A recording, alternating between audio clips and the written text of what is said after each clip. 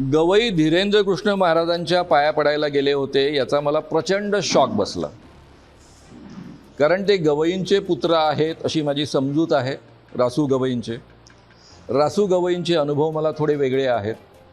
रासू गवई सगळ्यांना सोबत घेऊन चालायचं म्हणून ते करायचे, पण विक्तू बाबाचा सत्कार दीक्षाभूमीवर आयोजित केलेला होता आणि त्यावेळेस मी झेंडा उचलला आणि सगळ्या माझ्या दलित पत्रकार मित्रांना सोबत घेऊन झेंडा उचलला. त्यामध्ये जगन मंजारी होते, सिद्धार्थ सोनटक्के नावाचे पत्रकार होते आणि आम्ही जाहीर आवाहन केलं की तुम्ही जर विक्तू बाबाचा सत्कार बाबासाहेब आंबेडकरांच्या दीक्षाभूमीवर केला तर आम्ही तुमच्या विरुद्ध आंदोलन करू. त्यावेळेस त्यांनी तो इमिजिएट रद्द केला. त्यांनी प्रतिष्ठेचा मुद्दा केला नाही. हाही माझा एका बाजूने अनुभव आहे.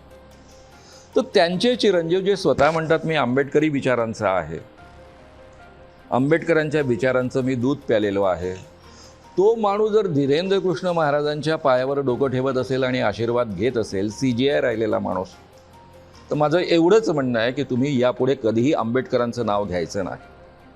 तो अधिकार तुम्ही गमावलेला आहे. तोंडातनं पुन्हा डॉक्टर बाबासाहेब आंबेडकरांचं नावच काढू नका. त्यांचा नाव घेण्याचा अधिकार तुम्ही पूर्णतः गमावलेला आहे. एवढंच फक्त या निमित्तानं मी म्हणेन.